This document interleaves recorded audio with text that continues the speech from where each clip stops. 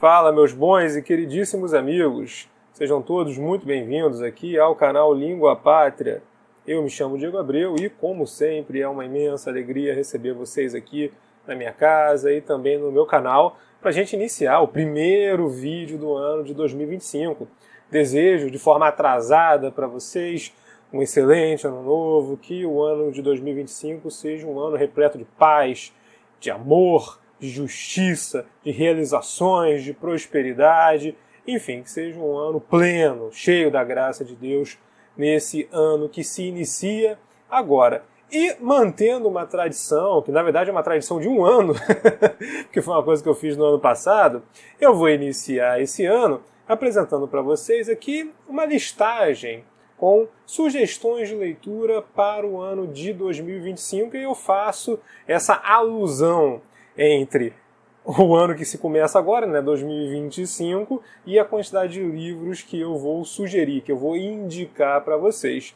E esses livros que eu vou indicar para vocês são livros absolutamente fundamentais para se ampliar, para se estender, solidificar, enriquecer a compreensão que vocês têm em relação ao Brasil, à luz de diferentes perspectivas teóricas, à luz de diferentes ramos do saber, do conhecimento, e ao mesmo tempo que são livros fundamentais, são livros também pouco conhecidos. Então faço questão aqui de trazer alguns livros que não frequentam, de modo geral, vídeos dessa natureza, que sempre tem vídeos que indicam alguns livros para que se conheça mais sobre o Brasil, de autores mais tradicionais, Gilberto Freire, Darcy Ribeiro, Sérgio Buarque de Holanda. São autores absolutamente inevitáveis. Todo mundo que quer conhecer o Brasil precisa se debruçar sobre esses clássicos, mas, infelizmente, existem também muitos livros que são absolutamente fundamentais, riquíssimos, que trazem uma visão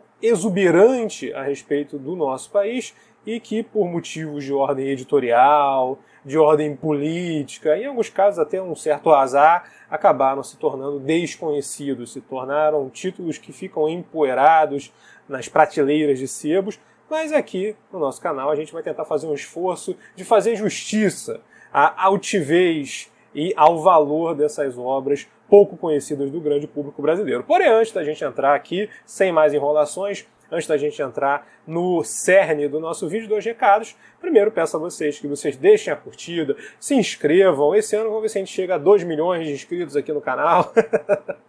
Então deixa a curtida, se inscreve, deixa um comentário, desde que não me xingue, não xingue minha família, o comentário vai ficar aí, eu não apago o comentário de ninguém.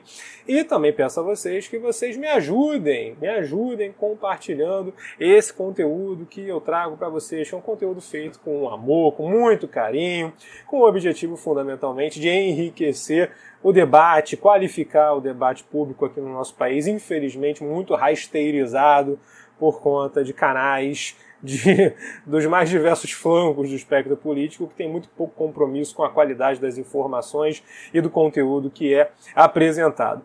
Segundo recadinho que eu dou para vocês, é que vocês entrem aqui no primeiro link da descrição deste vídeo e vocês conheçam meus mais recentes livros publicados nos anos de 2023 e 2024, respectivamente, que são o livro Antologia do Viralatismo e o livro Pensadores Nacionalistas da Era Vargas, Ideias e Fundamentos do Nacionalismo Brasileiro. É claro que eu não vou cometer aqui a deselegância extrema de indicar meus próprios livros, pelo amor de Deus.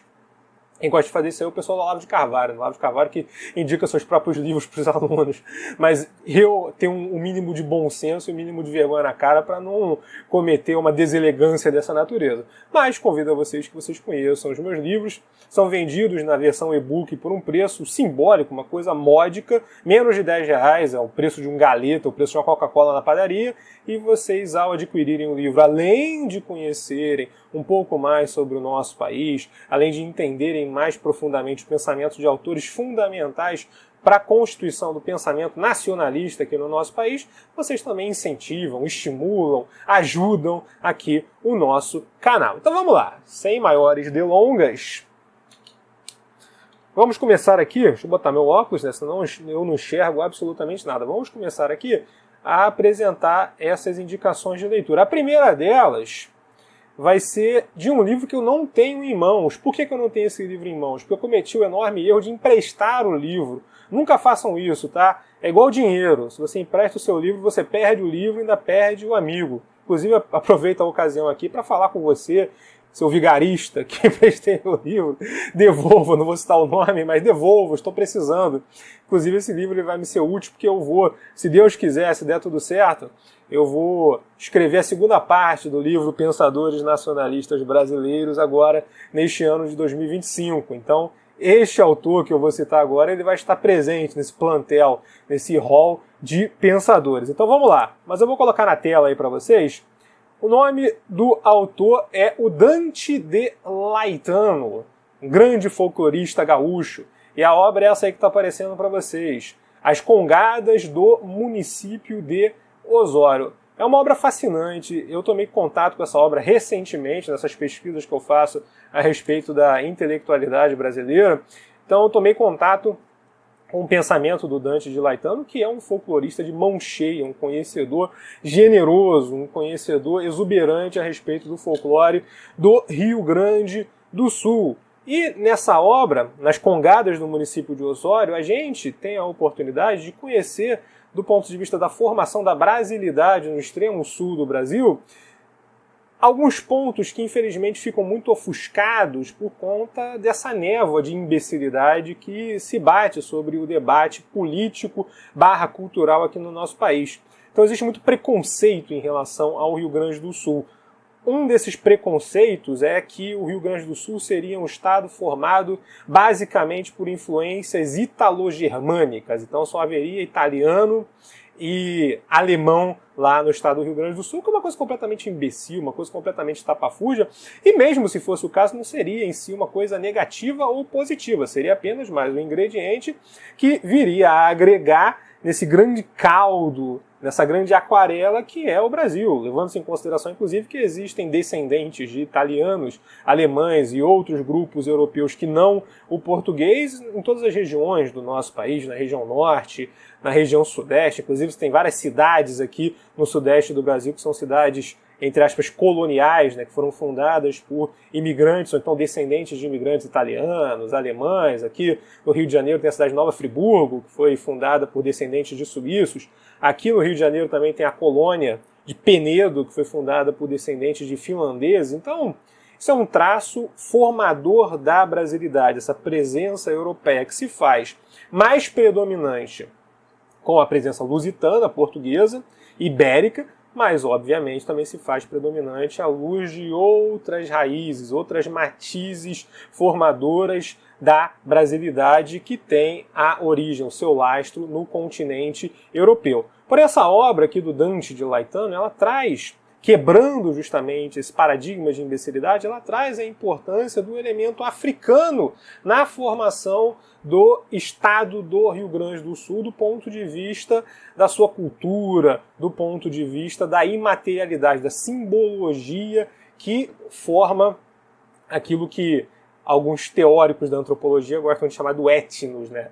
Desses elementos característicos que individualizam e singularizam cada agrupamento, cada coletividade que, dentro de um país absolutamente diverso e com uma riqueza exuberante, como é o caso do Brasil, criam essa aquarela de diversidade com uma unidade também absolutamente patente. Então a presença africana no Rio Grande do Sul, ela é uma presença marcada. E essa obra do Dante de Laetano faz um estudo exuberante, um estudo maravilhoso dessa presença, desses traços, do papel exercido pela cultura africana na formação da brasilidade gaúcha. Segunda obra, ainda falando de Rio Grande do Sul, porque eu estou querendo falar muito de Rio Grande do Sul, porque esse ano nós falamos muito sobre esse estado, infelizmente por um motivo muito triste, que foi aquela tragédia que aconteceu em meados do ano, por conta das chuvas lá no Rio Grande do Sul. Então, se falou muita besteira a respeito do Rio Grande do Sul. Então, é fundamental que nós conheçamos um pouco mais, já que aqui no canal nós temos um grupo muito seleto, muito qualificado de pessoas, é fundamental que nós conheçamos mais a respeito desse estado, até para que a gente possa elevar um pouco mais o debate aí nas redes sociais e no nosso circuito de amigos e tal. Então, segunda obra que eu vou indicar para vocês é esse livro do Augusto Maier, não sei se está aparecendo direitinho aí, ó. grande poeta gaúcho, modernista, folclorista gaúcho, chamado Gaúcho, História de uma Palavra. Inclusive, sobre este livro, eu tenho um vídeo aqui no canal, que se eu lembrar eu coloco na descrição, é que essa descrição aqui vai ficar muito longa, que eu vou colocar aqui Inclusive foi bom ter lembrado, eu vou colocar aqui na descrição deste vídeo os endereços e os links através dos quais vocês podem adquirir estas obras que eu vou citar aqui. Então, se eu me lembrar, eu coloco também o link do vídeo que eu gravei lá na série Pensadores do Brasil, que eu chamei aqui de Biografias do Brasil. Nessa série eu gravei um vídeo sobre o Augusto Maia. Essa obra especificamente ela é muito interessante. Por que ela é muito interessante? Porque ela traz uma história do processo de formação da brasilidade gaúcha através de uma análise, que é uma análise filológica, ou seja, através da análise do processo de desenvolvimento semântico, dos múltiplos significados que estão inscritos na palavra gaúcho.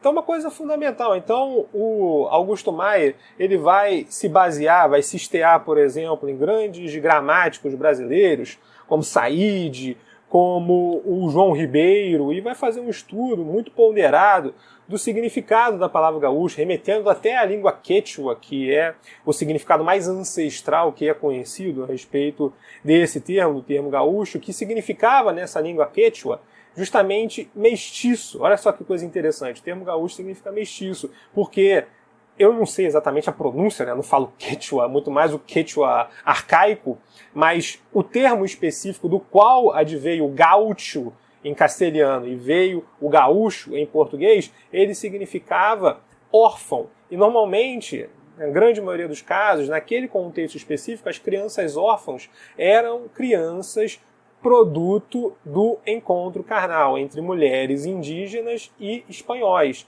Então, fundamentalmente, eram crianças mestiças, e se utilizava esse termo, acho que era raucha, alguma coisa parecida com isso, se utilizava esse termo como um xingamento, como uma expressão pejorativa. E foi, inclusive, o primeiro uso que foi dado ao termo gaúcho aqui no nosso país. Foi utilizado o termo gaúcho como uma forma de se referir aos bandeirantes que foram participar das guerras guaraníticas. E, em alguns casos, os bandeirantes eles lutavam em alguns contextos ali como mercenários, e em determinados momentos eles abandonavam, pegavam lá um rebanho de gado, se mandavam lá nos Pampas, inclusive sendo uma força colonizadora dos Pampas, né, os bandeirantes paulistas sendo essa grande força de expansão do nosso país, eles se mandavam, então criou-se uma reputação, uma fama ruim entre os proprietários de terra da região, acerca dos bandeirantes. Então começou-se a se empregar esse termo, gaúcho, da onde veio a palavra gaúcho, como uma forma pejorativa de se referir aos bandeirantes, que eram também fundamentalmente mestiços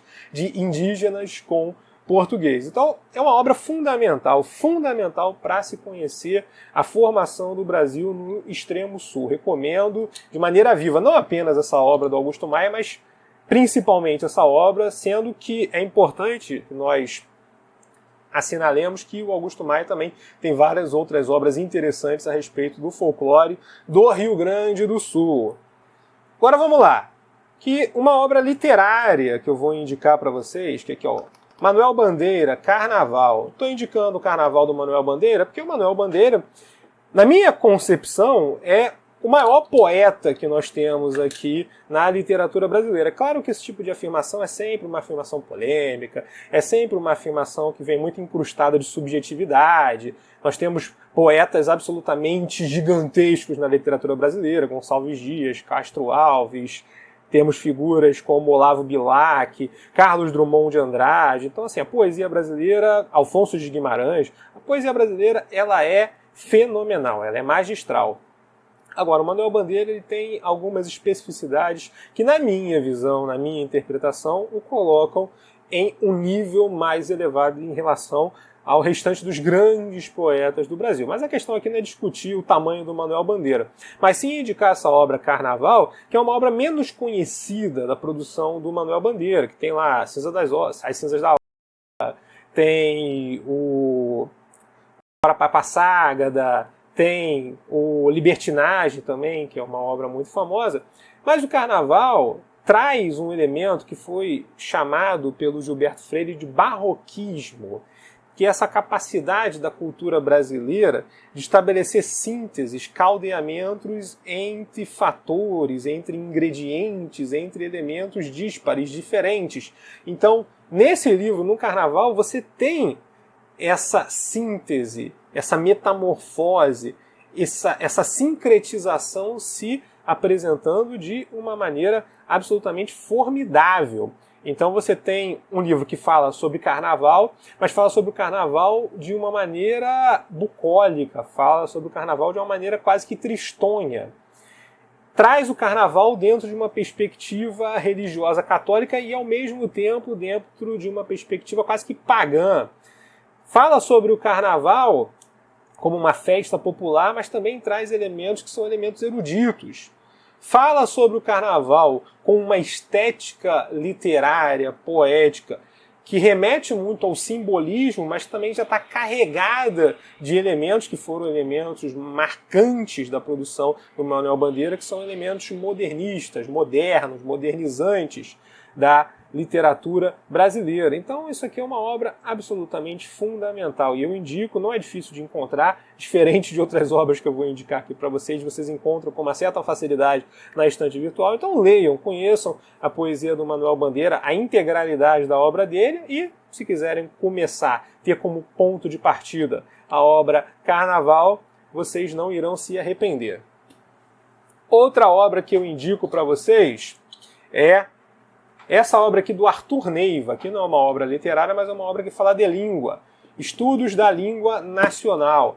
Outra obra também monumental, do Arthur Neiva. Arthur Neiva participou do governo Getúlio Vargas durante o período do Estado Novo, depois também participou do governo do Dutra. Uma figura importante que participou desse momento mais nacionalista da política brasileira, aí, a partir de 1930 até o fechamento do regime militar, especialmente ali no final do governo do Ernesto Geisel.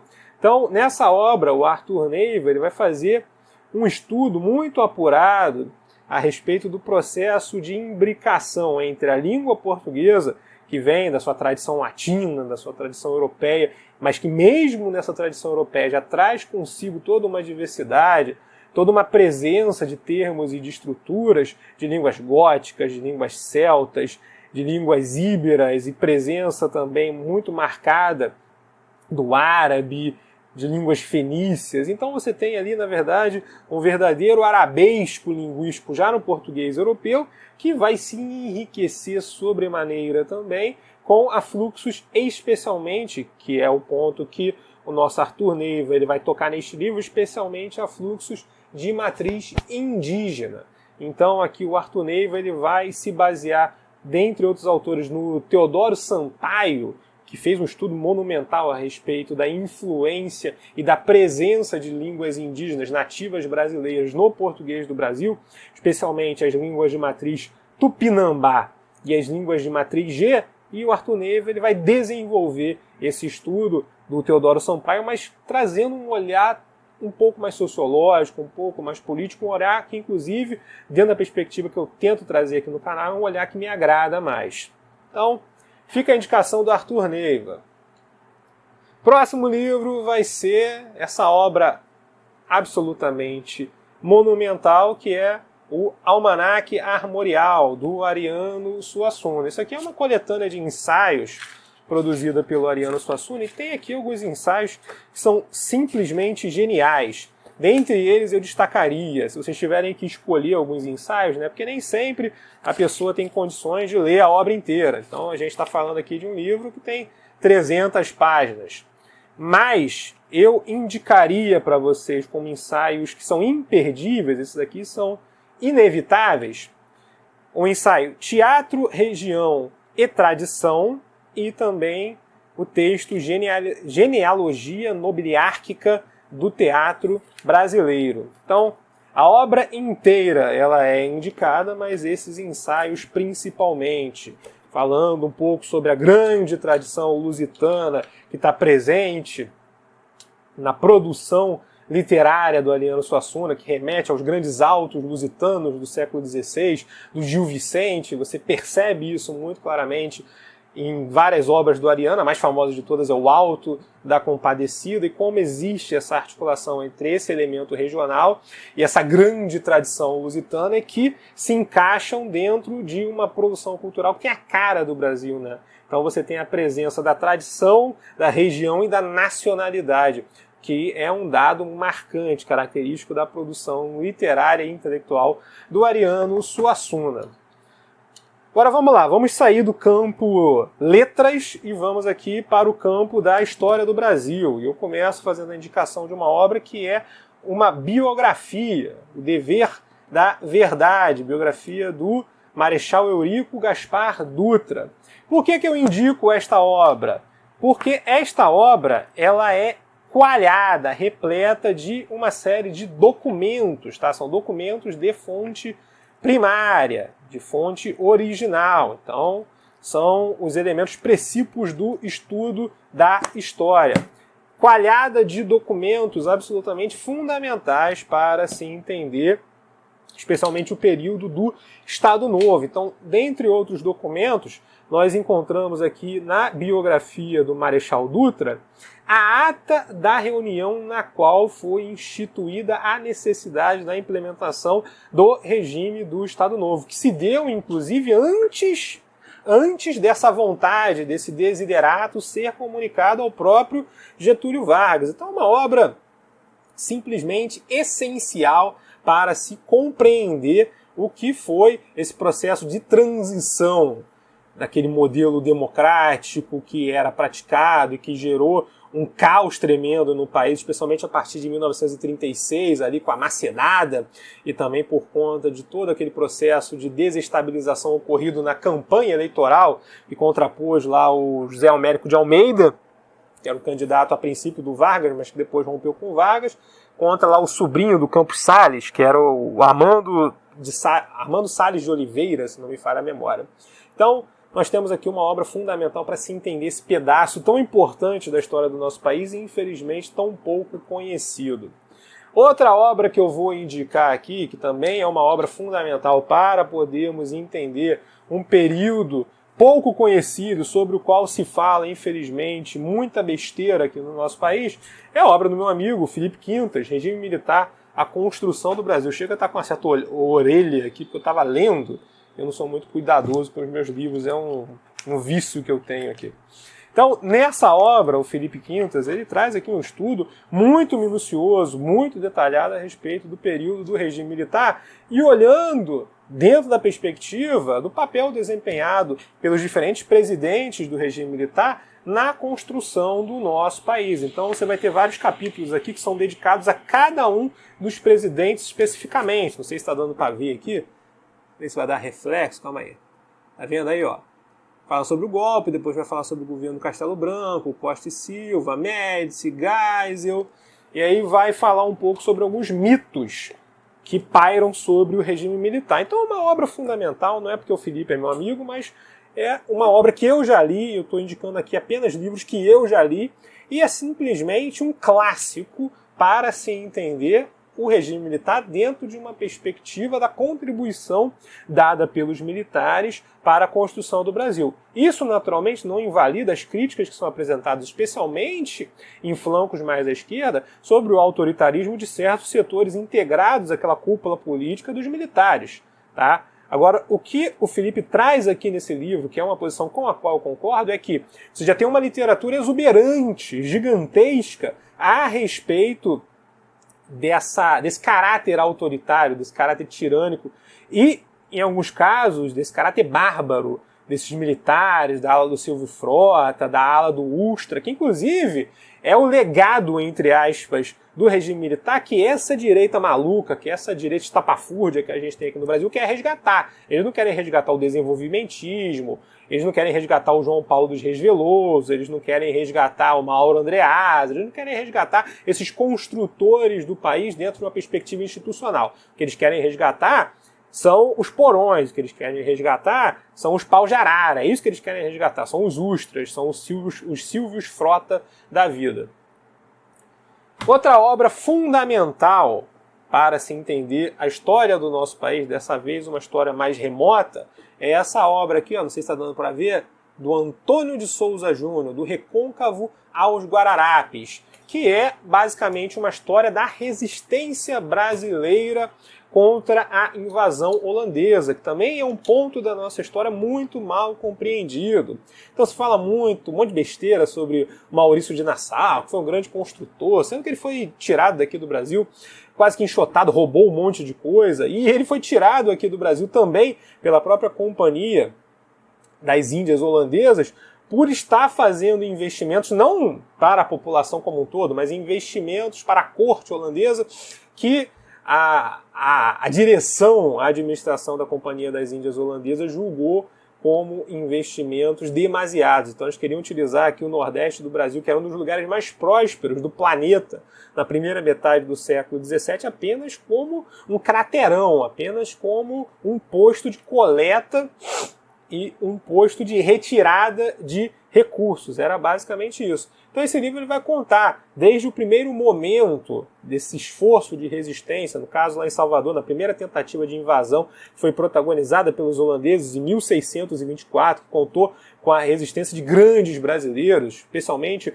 famosíssimo Afonso de Albuquerque, e vai ter como ponto culminante a resistência que vai começar a partir de 1645, quando tem dois massacres que ficaram muito famosos, que é o massacre de Uruaçu e o massacre de Cunhaú. Então vai haver uma grande mobilização dos brasileiros, inclusive com pouquíssima ajuda de Portugal, uma vez que o próprio Dom João IV chegou a estabelecer negociações com a Holanda para a entrega do Nordeste brasileiro em troca de uma paz para que os portugueses pudessem lutar a guerra que eles travavam naquele momento contra a Espanha, a Segunda Guerra de Libertação de Portugal.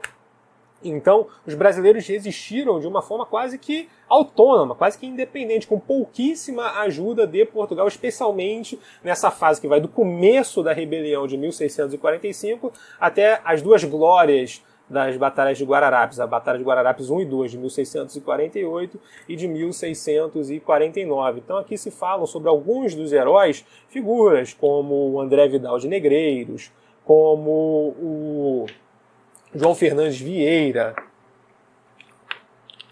como Francisco Barreto de Menezes, o Antônio Dias Cardoso, como o Felipe Camarão, como o Henrique Dias. Então são figuras altivas desse esforço nacional, porque foi um esforço nacional que contou com forças que vieram de São Paulo, contou com forças que vieram do Rio de Janeiro, contou com forças que vieram do Maranhão.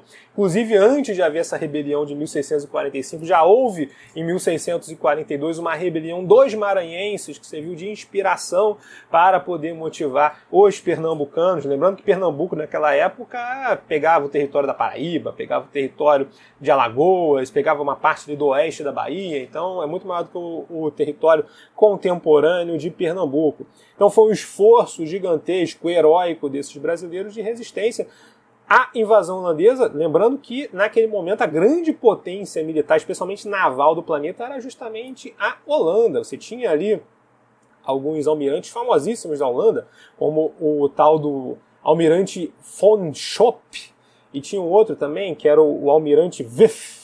Não sei a pronúncia, né? Não falo holandês, mas eu imagino que seja como se fosse o Wyff do inglês, né? W-I-T-H, o almirante Wyff. Tinha até a frota famosíssima do almirante Wyff, que era o Double Wyff. Então você tinha a presença dessa força, dessa pujança militar holandesa, que não foi capaz de resistir às guerrilhas, às emboscadas que foram travadas pelos sertanejos brasileiros e que salvaguardaram a unidade, essa unidade majestosa, essa unidade gigantesca, elefântica do nosso país. Vamos lá, seguindo aqui com as indicações. Isso aqui, na verdade, é um opúsculo, né? É uma obra bem pequenininha. Na verdade, é um discurso proferido pelo Gilberto Freire e que depois foi transformado pela Biblioteca do Exército nessa obra aqui, ó, Nação e Exército. Mas essa obra se torna muito pertinente porque esse ano foi um ano em que falamos muito sobre as Forças Armadas.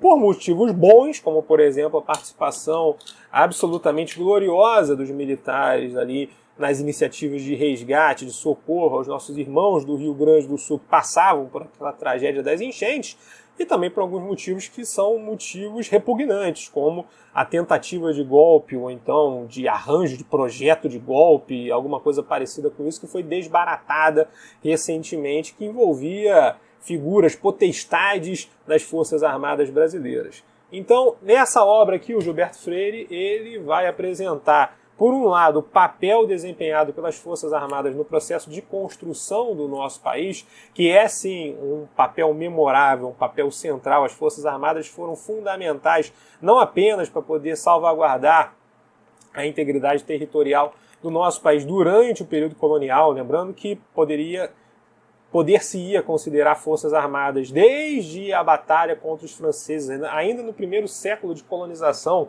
que tinha figuras lá como Bento Maciel, como Jerônimo de Albuquerque Maranhão, que é inclusive considerado o primeiro almirante da Marinha brasileira, passando pela batalha de expulsão, de luta contra os invasores holandeses e tendo um papel fundamental no século XIX durante o período da independência, uma vez que o Brasil enfrentou sim uma guerra de independência no norte, enfrentando lá as tropas do comandante Fidié, também enfrentando as tropas lá do Madeira de Melo. Então o Brasil viveu-se uma guerra contra Portugal e só foi possível salvaguardar, arrostar, manter a independência e a unidade do nosso país porque muito sangue foi derramado, e isso se deve principalmente às nossas Forças Armadas, que pouco tempo depois também salvaguardaram a unidade brasileira por conta das revoltas que aconteceram ali, especialmente entre 1835 e 1840, a cabanagem, a sabinada, a balaiada, a farroupilha. Teve revoltas menores ali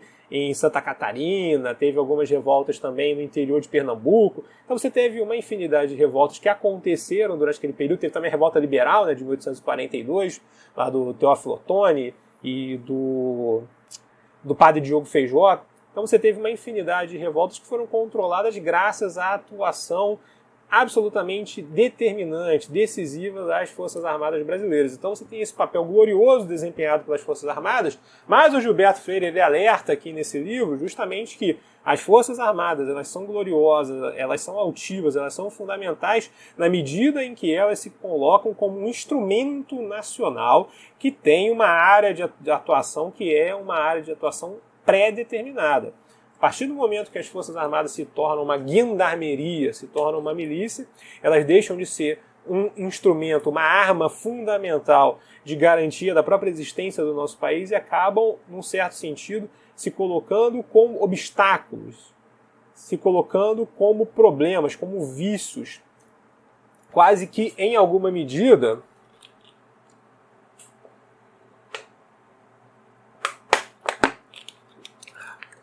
operando contra a existência e contra a própria sanidade do nosso país. Outra obra que eu indico aqui para vocês, já perdi a conta, tá? Eu tava contando no início, agora não tô nem mais contando. Vamos lá, tomara que no final dê 25. Indico para vocês também Brasil, Geopolítica e Destino, uma obra fundamental do general Meira Matos, esse grande titã do pensamento geopolítico brasileiro.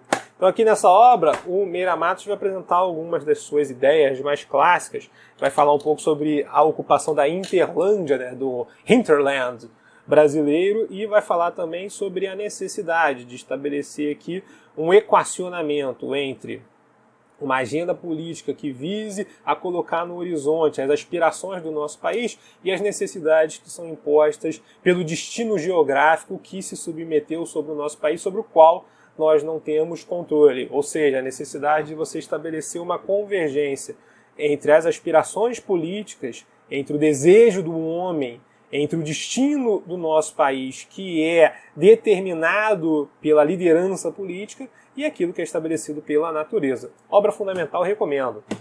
Outra obra muito interessante, essa obra eu acho que vocês conseguem encontrar sem muita dificuldade no site da FUNAG, né, da Fundação Alexandre de Gusmão, que é um site vinculado ao Itamaraty, e lá vocês têm acesso a todas as obras que são publicadas aqui pela editora, aqui, isso mesmo, aqui, ó, que são publicadas aqui pela editora da FUNAG, vocês conseguem encontrar lá essas obras disponíveis em PDF. Então aqui nós temos o Conselho de Estado e a Política Externa do Império consultas da seção dos negócios estrangeiros entre 1863 e 1867. Por que esse período é um período tão importante? É um período tão importante não apenas por conta do Conselho de Estado, né, que contou com algumas figuras altivas da história do Brasil no século XIX, mas também porque, do ponto de vista geopolítico, é um período absolutamente crucial da história brasileira. Você teve ali, por exemplo, a famosíssima questão Christie, envolvendo o Brasil e a Inglaterra. Você teve, concomitante a esse período, você teve aquela multiplicidade de escaramuças, de enfrentamentos, de pequenas batalhas acontecendo ali no Estuário do Prata, que acabaram envolvendo também o Brasil, lá no extremo sul do Brasil. Você teve o início da guerra contra o Paraguai, que se inicia em 1864, e você tinha também acontecendo concomitantemente a Guerra Civil nos Estados Unidos, né, que foi de 1861 a 1865, que trouxe aqui alguns impactos importantes para o nosso país. Por exemplo, um dos ciclos mais importantes de desenvolvimento da indústria algodoeira lá no Maranhão se deu justamente por conta da Guerra Civil e dessa dificuldade de se obter o fluxo de algodão para as indústrias têxteis da Inglaterra, que tiveram que substituir a importação que elas faziam do sul dos Estados Unidos pelo algodão brasileiro. Então é uma obra muito importante e o que é interessante sobre essa obra, ela se baseia quase que fundamentalmente em documentos de fonte primária. Então vocês têm aqui uma obra que é uma obra crua, que é uma obra que não vem formatada por narrativas, por certos direcionamentos ideológicos que fazem parte, tá? Não estou aqui julgando, dizendo, não, olha só que coisa feia, o cara está colocando aqui um direcionamento ideológico. Não é isso. Todo mundo, quando vai escrever uma obra, o faz a partir de uma determinada perspectiva que carrega consigo também elementos políticos. Agora, quando vocês têm uma obra que é formada por um corpo documental, aí vocês conseguem ter uma visão que é uma visão mais virgem a respeito de um determinado período histórico. Fundamental, e vocês conseguem encontrar de graça, creio eu, aí no site da FUNAG. Aqui nós temos uma obra, que é uma obra muito interessante, do Humberto Grande. Aqui, ó, não sei se está dando para ver, Humberto Grande. E aqui, ó, A Política do Trabalho. Que o Humberto Grande é uma figura absolutamente fundamental da história do Brasil do século XX, um cara desconhecido. Quando eu fui fazer a pesquisa, porque o Humberto Grande ele é um dos autores que eu reviso no meu livro, né, Pensadores Nacionalistas de Era Vargas. Quando eu fui fazer a pesquisa, foi difícil de encontrar uma foto desse cara no Google. Só para vocês verem o quão apagada é a memória do Humberto Grande. E o que é uma coisa completamente absurda, porque o Humberto Grande, além de ter sido um grande intelectual, de ter uma produção fartíssima, numerosa, amazônica, excelentes obras, o Humberto Grande também foi uma figura de proa na política brasileira, ocupou uma série de cargos importantes, não apenas durante a Era Vargas, foi reitor lá da Universidade Federal do Paraná, então foi diretor da Faculdade de Direito também, na mesma universidade, então um grande pensador na área do direito, produziu também muita coisa no campo da pedagogia, foi uma das figuras mais importantes, junto lá com pessoas como o Everardo Baquerreuser, como o Jonatas Serrano, no processo de criação de uma perspectiva do movimento escola novista, né, da escola nova, que vem dos Estados Unidos, que aqui no Brasil ele se transmutou num escola-novismo com vários traços católicos. Então Humberto Grande também foi um intelectual fundamental nesse esforço de composição teórica.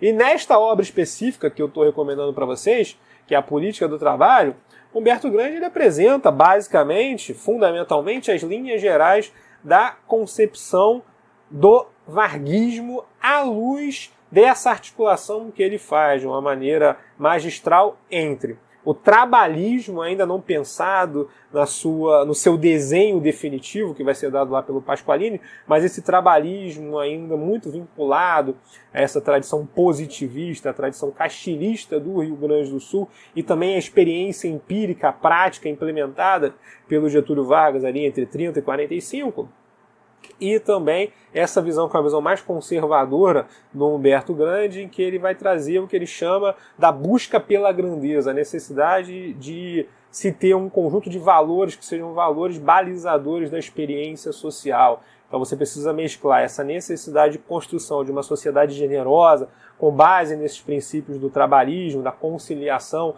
entre as classes, de uma política que não seja uma política pautada no ódio, pautada no ressentimento, pautada por radicalizações e extremismos, e vai conciliar isso com essa visão mais conservadora da recuperação de uma tradição de valores basilares, que no caso brasileiro são valores que têm um esteio, que tem um lastreamento na formação católica do nosso país. Então, grande obra recomendada do Humberto Grande.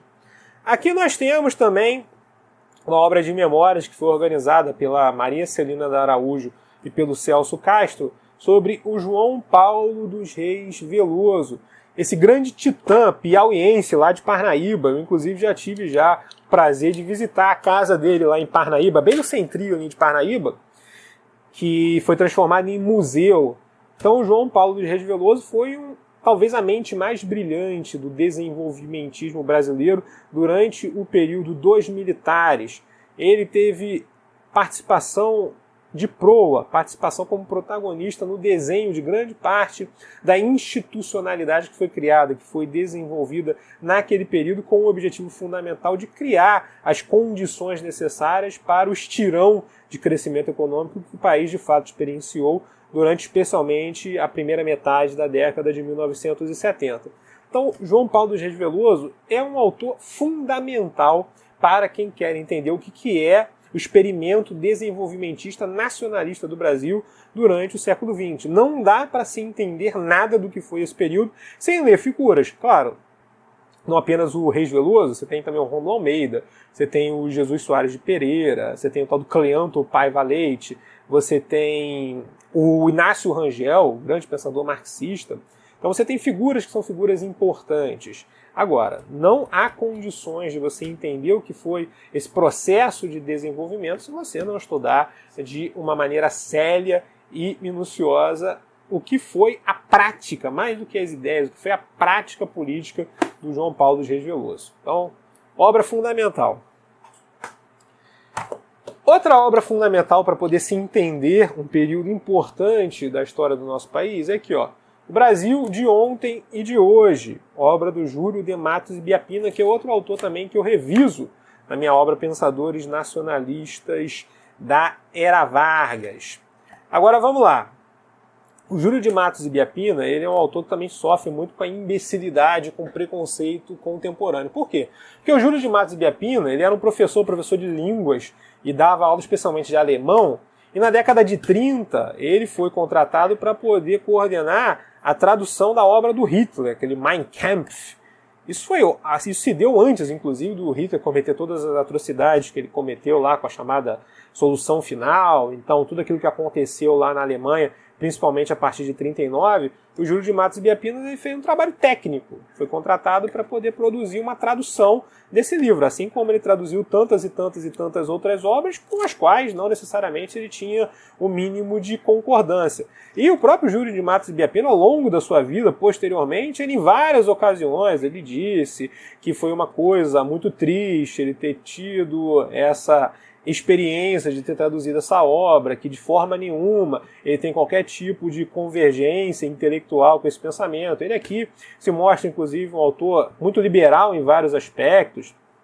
Júlio de Matos Biapina, ele é cearense, ele teve uma série de entreveros lá como interventor durante o período da Era Vargas do Estado Novo no Ceará, justamente denunciando a tirania, o autoritarismo. Então está longe de ser uma figura que mesmo remotamente iria comungar de ideias que tivessem algo que ver com o nazismo. Mas se você botar hoje o nome do Júlio de Matos no Wikipedia, vai aparecer lá que ele traduziu, e aí dá essa impressão para as pessoas de uma maneira completamente injusta, de uma maneira completamente alheia ao que de fato é a obra, o legado do Júlio de Matos. Júlio de Matos foi, inclusive, para a gente, né, que atua aqui com ensino de línguas. Eu, para quem não sabe, sou professor de português e de inglês. Ele foi uma figura absolutamente primordial, porque junto do professor Carneiro Leão, eles foram quase que pioneiros de uma metodologia de ensino de línguas que depois, na década de 70, ela vai ser articulada e vai ser entabulada teoricamente por um linguista chamado Del Hymes, um linguista britânico, mas que é o chamado método comunicativo, ou abordagem comunicativa. Então o próprio Júlio de Matos e o professor Carneiro Leão já traziam ali rudimentos do que era essa abordagem comunicativa, mas infelizmente por conta dessa amnésia coletiva que existe em relação a esses grandes pensadores, e também por conta desses historiadores que são na verdade, leitores de orelha de livro, leitores de verbete do Wikipédia, acabou se criando essa pecha absolutamente infame, absolutamente injusta em relação ao Júlio de Matos. Mas sobre essa obra especificamente, é uma obra fundamental por quê? Porque é um estudo que traz uma releitura do processo de decadência, de degradação da República Velha e da ascensão do regime varguista a partir da Revolução de Outubro de 1930. E é uma obra, fundamentalmente, que vai apresentar uma grande explicação.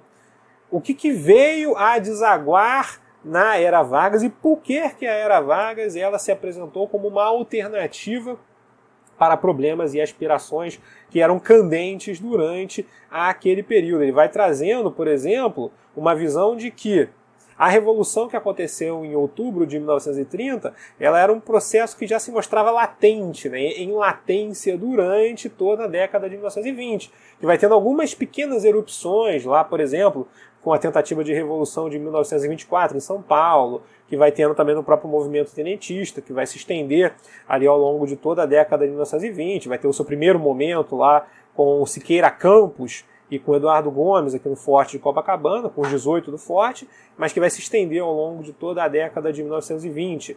Então, o Júlio de Matos traz uma interpretação, traz uma visão muito qualificada, muito detalhada, muito minuciosa e com uma interpretação historiográfica também muito aguçada desse período, explicando de uma maneira muito clara por que houve a necessidade de um movimento revolucionário que trouxe ao poder o Getúlio Vargas.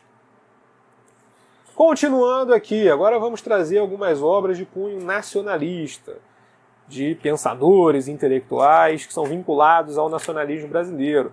A primeira dessas obras que eu trago para vocês é a do grande Barbosa Lima Sobrinho, Estudos Nacionalistas. Aqui, na verdade, você tem uma infinidade de ensaios, de textos, de opúsculos que foram produzidos pelo Barbosa Lima Sobrinho ao longo da sua trajetória também, uma trajetória gigantesca. Barbosa Lima Sobrinho é outro intelectual que tem uma produção amazônica, oceânica. Agora, tem alguns textos aqui que são muito interessantes e que eu acho que são muito elucidativos em relação a alguns preconceitos ou sem sabedorias que existem, especialmente até nesse nosso movimento bolha nacionalista. Então você tem, por exemplo, aqui alguns estudos a respeito do Rio Grande do Sul. Então tem aqui o exemplo do Rio Grande do Sul, não sei se dá para ver, calma aí. Complicado de focar aqui, né? Não dá para ver muito bem, mas tem aqui, pronto, o exemplo do Rio Grande do Sul. Você tem a questão energética no Rio Grande do Sul. E você também tem alguns estudos que falam sobre a influência e sobre a inspiração dos Estados Unidos no nacionalismo brasileiro, que também é uma coisa muito pouco compreendida, porque especialmente por conta de alguns setores da esquerda brasileira, eu não estou dizendo que esses setores estão errados, não. Inclusive tem alguns autores que fazem parte desse setor que eu acho que são autores fundamentais, como por exemplo o Muniz Bandeira. Agora, se criou, especialmente nessa esquerda desenvolvimentista, que está muito vinculada ao nacionalismo, uma espécie de um ódio aos Estados Unidos que é um ódio irracional. É claro, a gente não deve cultuar os Estados Unidos como faz esse bando de maluco, neocon, ANCAP, esse bando de imbecil. E também a gente não deve apagar do horizonte o trajeto imperialista dos Estados Unidos durante o século XX. Então é óbvio, já tem vários vídeos e lives aqui no canal em que eu retrato isso de uma maneira minuciosa, detalhada.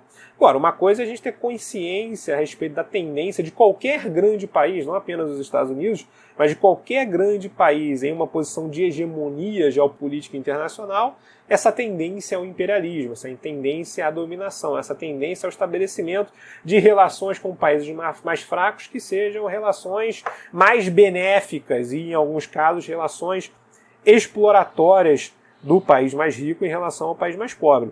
Isso é uma coisa. Outra coisa é você negar, em primeiro lugar, a importância da manutenção das relações diplomáticas e econômico-culturais que o Brasil tem com os Estados Unidos, que são fundamentais, uma vez que os Estados Unidos são um dos nossos maiores parceiros econômicos e são nosso vizinho hemisferial aqui nas Américas, e também negar a importância que os Estados Unidos tiveram enquanto um experimento muito bem sucedido de desenvolvimentismo de caráter nacionalista, que teve algumas figuras importantíssimas, especialmente no século XIX, figuras lá como Alexander Hamilton. Alexander Hamilton é de antes, ele é já do século XVIII, mas o Alexander Hamilton foi o primeiro ministro das finanças lá do George Washington.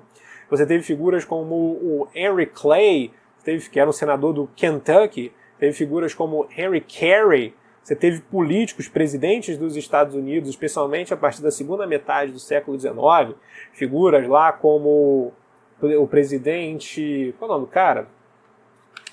Que é o...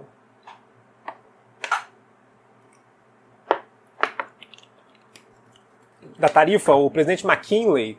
Você teve o próprio presidente Roosevelt, isso já no início do século XX. Você teve o grande Ulysses Grant, que é um presidente muito famoso dos Estados Unidos. Teve o Rutherford Hayes. Então você tem ali uma tradição de políticos especialmente vinculados ao antigo Partido Republicano, que tem muito pouco a ver com esse Partido Republicano dos Estados Unidos contemporâneo, que atuaram ali como lideranças nesse processo de desenvolvimento, que foi um processo absolutamente formidável que se deu na segunda metade do século XIX, que alçou os Estados Unidos de um país que disputava uma liderança regional aqui na primeira metade do século XIX, a grande potência global, capaz, por exemplo, de derrotar com muita facilidade ali no final do século XIX, na Guerra Hispânico-Americana, a Espanha, que outrora foi um grande império ultramarítimo. Outra obra muito interessante, pouquíssimo conhecida, e que eu recomendo a vocês, e que vocês conseguem encontrar com alguma facilidade, apesar das edições serem antiquíssimas. Veja essa edição aqui. Isso aqui é de 1940 e lá vai bolinha. E vovó era moça. O Nacionalismo de Castro Alves. Também está comido aqui o nome, mas eu não vou fazer essa injustiça, que é uma obra da Mercedes Dantas. Grande pensadora nacionalista, que eu, inclusive, olha só, fazendo vários jabás aqui, menciono no meu livro lá, Pensadores Nacionalistas da Era Vargas. A Mercedes Dantas era uma pensadora baiana, que foi a primeira presidente da Academia Brasileira de Letras Feminina. E tem uma obra que é uma obra que eu também recomendaria aqui, mas vou preferir recomendar dela, o Nacionalismo do Castro Alves, que eu acho que é uma obra mais ampla. Mas também tem uma obra excelente que é a Pedagogia do Estado Novo, que ela faz lá uma análise monumental da concepção pedagógica instituída pelo Gustavo Capanema no Estado Novo. Então a Mercedes Dantas é uma autora fundamental. E nessa obra ela faz um estudo primoroso da obra do Castro Alves, conterrâneo dela, né, baiano, estudo primoroso da obra do Castro Alves, e vai apontando ao longo das diferentes fases da obra do Castro Alves a presença desse nacionalismo, que é um nacionalismo vinculado ao desejo de liberdade, que é um nacionalismo vinculado a esse sentimento telúrico de pertencimento a uma terra, esse sentimento telúrico de identificação com um povo. Grande parte da missão, da luta, da cruzada que foi travada pelo Castro Alves contra o escravismo se valia justamente desse reconhecimento que ele tinha em relação ao povo brasileiro, que obviamente também englobava os descendentes de africanos, ou então africanos escravizados aqui no nosso país. Então, uma obra monumental, infelizmente pouquíssimo conhecida, mas que eu faço aqui o meu trabalho de recomendar, que é da grande Mercedes Dantas. Mais um livro que eu recomendo é Ação Social de Leão XIII, do também grandioso e também mencionado no meu livro, Fernando Calage.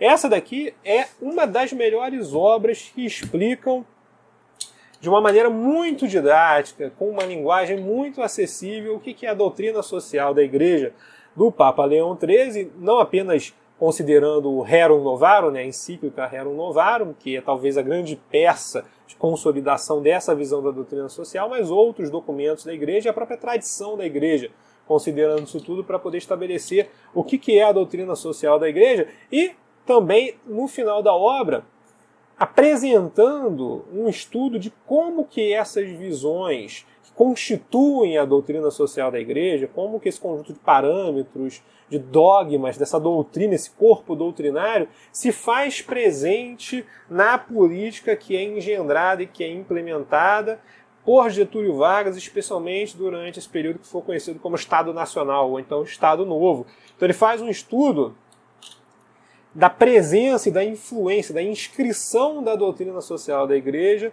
na condução da economia durante o período Estado novista. Uma obra fundamental, precisa ser conhecida por qualquer pessoa que se diga remotamente nacionalista e não seja nacionalista da Rússia, nacionalista de Belarus, do Níger, enfim, essas aberrações que existem hoje em dia aí na vida brasileira.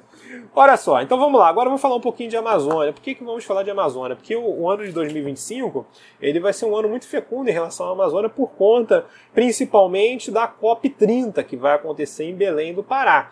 Então eu vou sugerir para vocês, para que vocês, no momento oportuno em que o tema Amazônia ele surja no horizonte do debate público, que vocês estejam municiados de uma perspectiva teórica que fuja das duas perspectivas predominantes no debate público contemporaneamente, que me parecem absolutamente tétricas, terríveis, horrendas, e que não tem nada a ver com a visão nacionalista sobre o desenvolvimento e sobre a própria existência da Amazônia como um complexo territorial integrado e formador do Brasil e da brasilidade.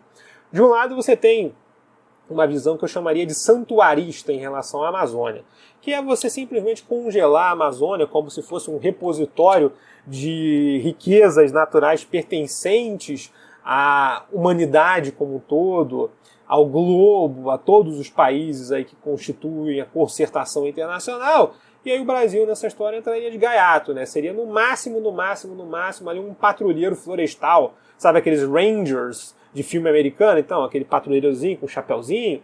O Brasil seria no máximo isso, seria ali um guardinha florestal que tomaria conta da Amazônia. E do outro lado você também tem uma outra perspectiva que é vinculada a alguns setores da direita brasileira, que é uma coisa tão aberrante, tão asquerosa quanto isso, que é você transformar a Amazônia numa espécie de uma colônia do Brasil e, pura e simplesmente, num craterão no qual recursos vão ser extraídos da forma mais predatória e da forma mais rudimentar possível, que é o projeto de grilagem e de exploração de minérios e de madeira desprovido de qualquer veleidade de desenvolvimento, de formação de indústria, inclusive de cuidado, não apenas ambiental no sentido da proteção da natureza, dos bichinhos, mas ambiental no sentido de proteção dos próprios trabalhadores, ou então das pessoas que fazem parte ali daquele território. Então, é essa mineração utilizando mercúrio, é esse tipo de exploração de madeira que você destrói completamente, sai tacando fogo em tudo, ou então essa grilagem de terras que você também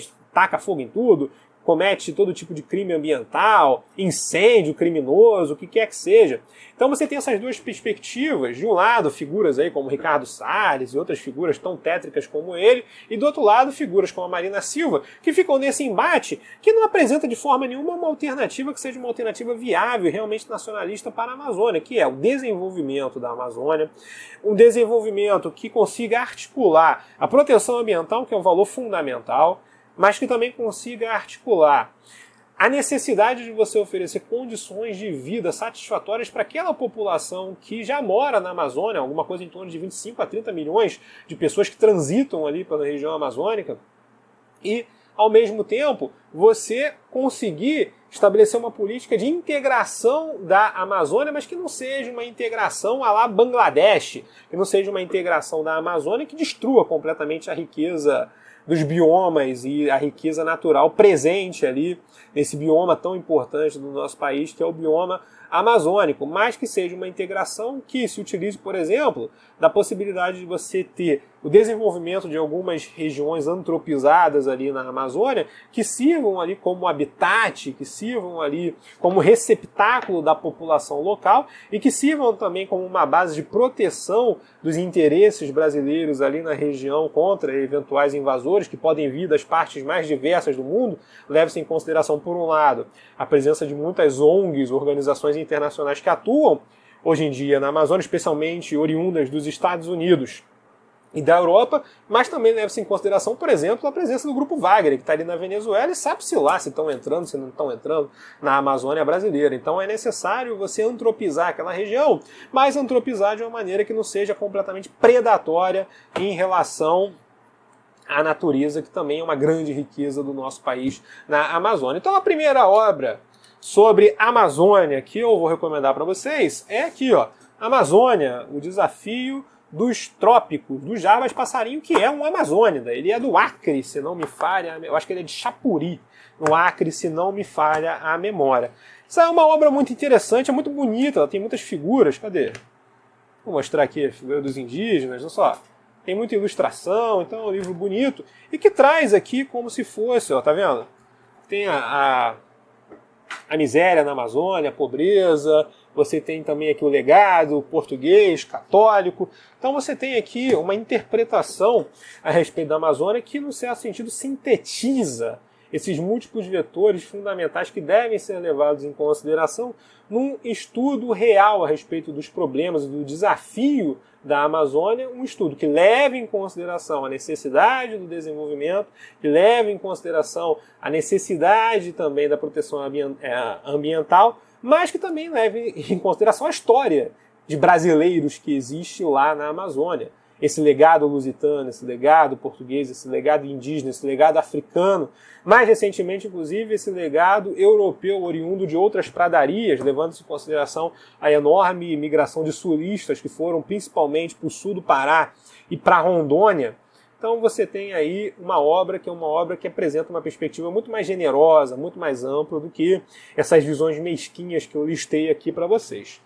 Outra obra também fundamental, aqui falando especificamente sobre a Transamazônica, mas não é um estudo apenas da Transamazônica, é um estudo sobre o processo de integração brasileira do território da Amazônia ao restante do país, que é a obra Transamazônica e a integração brasileira do grande Arthur César Ferreira Reis, que foi governador do estado do Amazonas, uma grande liderança política da região e também um grande intelectual.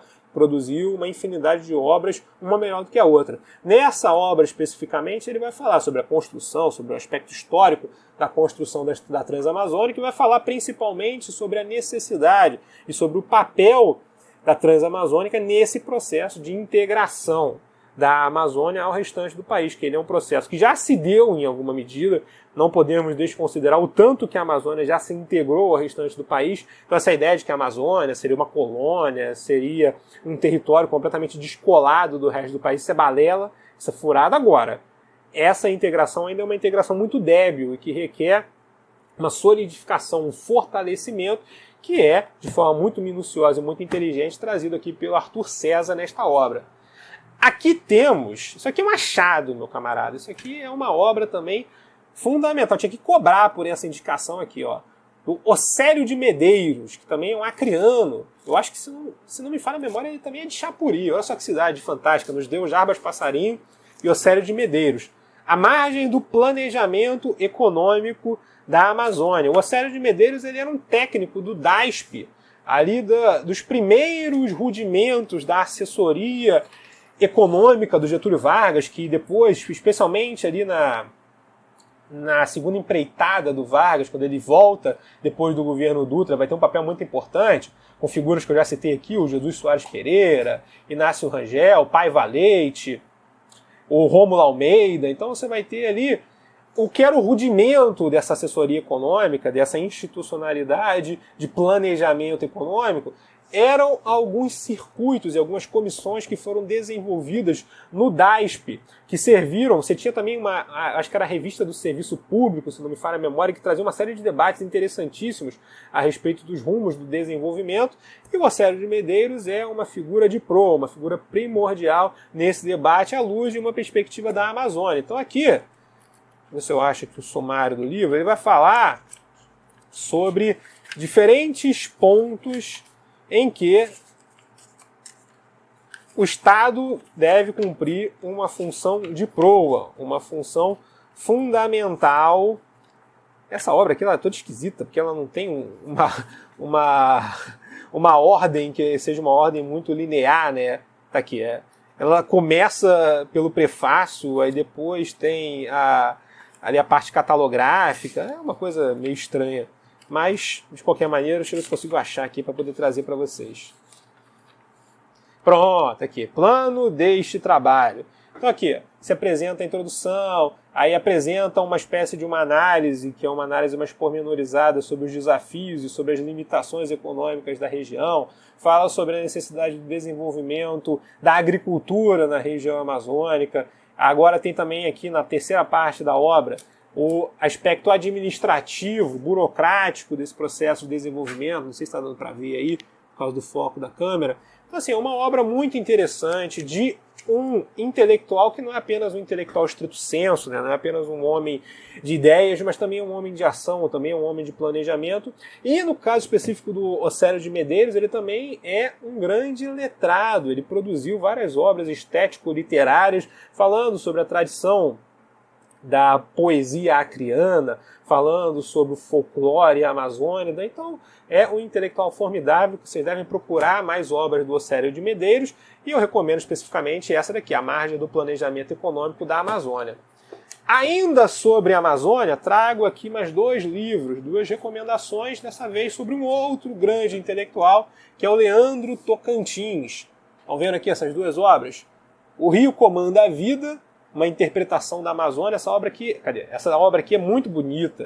Ela fala sobre o rio, mas não na perspectiva hidrográfica, geográfica da coisa, mas fala sobre o rio de uma perspectiva cultural, sobre como que se dá a civilização da jangada, a civilização da canoa, como que se dão as interações entre as famílias ribeirinhas, como que as comunidades elas vão se adaptando ao ciclo de cheia e de baixa dos rios da Amazônia. É uma obra linda, linda, linda. Além de muito densa do ponto de vista de conhecimento, além de muito inteligente na interpretação que é trazida pelo Leandro Tocantins, é uma obra bonita. E você lê isso aqui como se fosse um trabalho literário poético.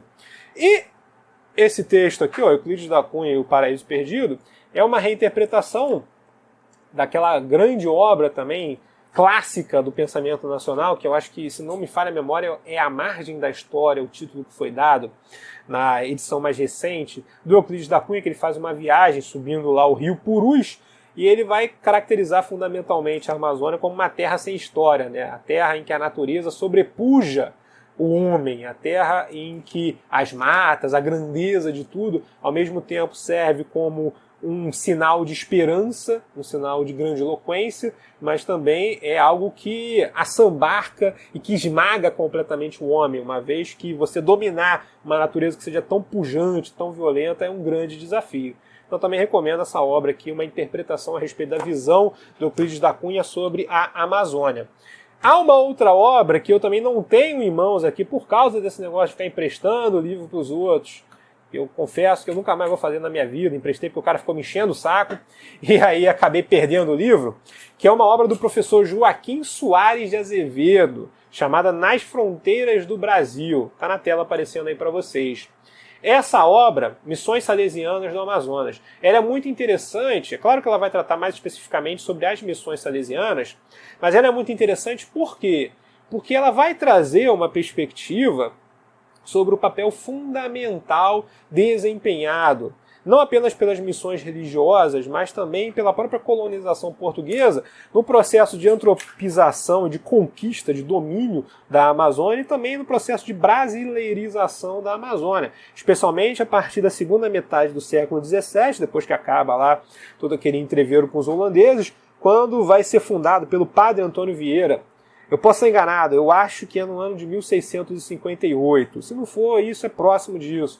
Vai ser fundado lá no estado do Grão-Pará e Maranhão, ali uma sucursal da Companhia de Jesus, aí que vão se estabelecer as missões de penetração ali no território da Amazônia de uma maneira mais consistente e sistemática. Então, nessa obra, o professor Joaquim Soares de Azevedo, que também é uma figura intelectual absolutamente sui generis, encantadora da vida brasileira. O professor Soares de Azevedo, ele participou da Guerra Civil Espanhola. Ele estava lá como enviado da Santa Sé para fazer uma reportagem a respeito do que estava acontecendo lá na Guerra Civil Espanhola. Tomou um tiro, quase morreu, acho que lá na Catalunha. E graças a essa reportagem, esse trabalho jornalístico, literário trazido pelo professor Soares de Azevedo, que a gente sabe, por exemplo, que a embaixada brasileira foi muito atacada lá em Madrid por conta dos rebeldes, dos republicanos, dos anarquistas, comunistas, que viam com muito ódio o governo do Getúlio Vargas, porque ele combateu, ele reprimiu aqui no Brasil a intentona comunista de 35. Então, a embaixada brasileira chegou a ser alvejada por tiros, e a gente sabe disso graças a essas informações trazidas pelo professor Joaquim. Então, um grande intelectual, um intelectual muito importante, eu recomendo essa obra específica que apareceu na tela para vocês. Para a gente fechar, duas recomendações importantes a respeito de Getúlio Vargas, da era Vargas como um todo. A primeira delas é as memórias da Alzira Vargas do Amaral Peixoto, que era esposa do Hernani do Amaral Peixoto, que foi governador daqui do estado do Rio de Janeiro, né? Sem o estado da Guanabara na época, né? Sem a capital, e que era filha do Getúlio Vargas. Então essa obra aqui é uma obra muito elucidativa porque traz o Getúlio Vargas dentro de uma perspectiva mais pessoal, mais familiar. E também elucida alguns pontos que são muito mal entendidos. Por exemplo, elucida o fato de que grande parte da repressão que aconteceu a partir da intentona comunista de 35, especialmente até 39, 40, né, que é aquele processo da campanha de nacionalização, em que Vargas e os militares vão combater a tentativa de influxo de nazistas e a tentativa de entrismo, de cupinização de movimentos culturais, sociais, movimentos religiosos do sul do Brasil por essa ideologia nazista. Nesse período você vai ter muita repressão. E a Alzira Vargas, ela vai deixar muito claro que a participação do Getúlio Vargas nesse esforço de repressão foi uma participação, inclusive, muito lateral, muito secundária. Tem aqui uma passagem, não vou conseguir encontrar isso aqui agora, né? Estou falando de cabeça. Tem uma passagem aqui nessa obra em que ela vai falar com o Getúlio Vargas sobre a prisão que aconteceu do Hermes Lima, que é um intelectual comunista e que ele era professor da Faculdade Nacional de Direito aqui no Rio de Janeiro. E aí, a Alzirinha, ela era aluna do Hermes Lima, ela fazia graduação ali na faculdade durante esse período. E ela foi conversar com o pai dela. Ela falou, olha só, pai, o Hermes ele é comunista, mas ele não tem nada a ver com essa coisa da intentona, ele não participou disso. Então, será que não seria possível o senhor liberá-lo aí dessa prisão arbitrária que foi feita contra ele?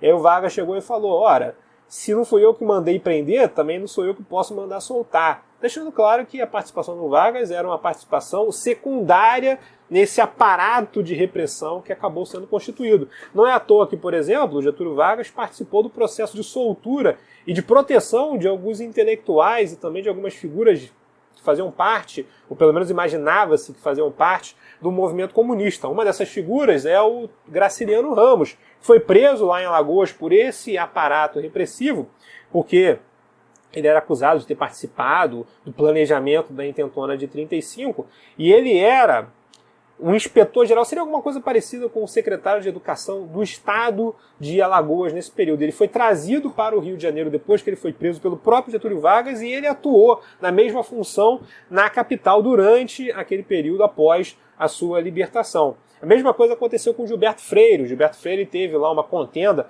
com o bispo de Olinda e também o Gilberto Freire não era muito amigo do interventor durante o Estado Novo lá em Pernambuco, que era o Agamenon Magalhães, se não me falha a memória. E aí ele acabou sendo preso e ele fala, o Gilberto Freire era um inimigo político do Getúlio Vargas, né? A oligarquia da qual ele fazia parte, lá, a oligarquia dos Cavalcante, em Pernambuco, ela foi preterida durante todo o período de vigência do Estado Novo, principalmente. Sendo que, por exemplo, o Agamenon Magalhães ele fazia parte de um outro grupo político que vinha lá de Serra Pelada, do interior de Pernambuco. Agora, o Getúlio Vargas, e isso é relatado pelo próprio Gilberto Freire, numa obra muito interessante dele, chamada Interpretação do Brasil, o Getúlio Vargas atuou para a libertação do Gilberto Freire. Então, apesar do Gilberto Freire ser um inimigo político do Getúlio Vargas, ele reconheceu essa grandiosidade do Vargas. Então, essa obra aqui é uma obra fundamental para poder se entender de uma maneira mais aprofundada num período que é muito coalhado de imbecilidade, de narrativa, de invencionismo maluco a respeito do que foi o Vargas, que o Vargas era comunista, que o Vargas era fascista, que o Vargas era positivista. Assim, é um chorume, é um lixo. Então vão à boa literatura, pessoal. Vamos consultar a boa literatura, entender um pouco mais sobre o período. Se não quiserem acreditar em mim, eu tenho vídeos aqui gigantescos falando sobre a Era Vargas. Então um vídeo aqui de quase 4 horas que eu gravei direto aqui, eu acho que era 54 questões a respeito da Era Vargas, alguma coisa parecida com isso.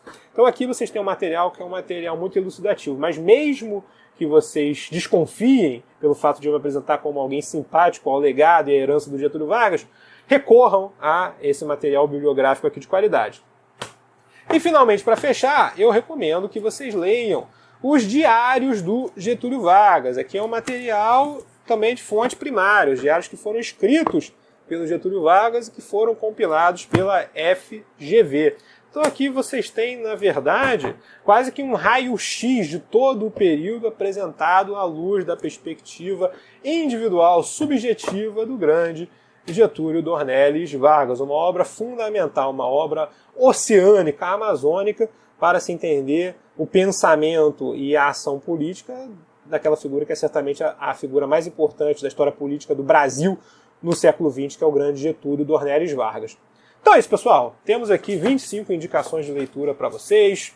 Agradeço a todo mundo que me acompanhou aqui até o final deste vídeo. Espero que vocês consigam ler, se não todos os livros, pelo menos uma parte deles, que vocês consigam atrair para si, consigam abarcar esse conhecimento, que é um conhecimento, infelizmente, indebitamente sonegado de grande parte da população do nosso país, fazendo com que essa população fique chafurdada na ignorância, fique chafurdada na desinformação, nos debates de baixíssima qualidade, mesmo no chamado movimento nacionalista, o que mais tem aí é maluco, o que mais tem aí é gente falando besteira, gente falando que o Brasil tinha que ser invadido, dominado pela Rússia, que tinha que entregar para a China, que tem que colocar aqui uma tropa dos Estados Unidos. Então, assim, é um bando de doido, é um bando de maluco.